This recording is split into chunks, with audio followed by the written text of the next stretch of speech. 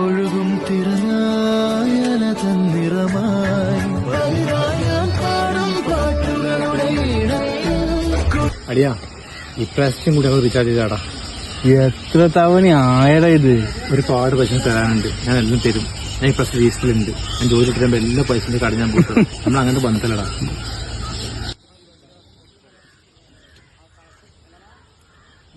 ഈ ഒരു തവണ മാത്രം തരൂ കേട്ടാ. ഞാൻ തരൂടാ. എനിക്ക് എടുത്തിട്ടുണ്ടല്ലോ. തന്നിറമായി പാടും പാട്ടുകളുടെ ഇടത്തിൽ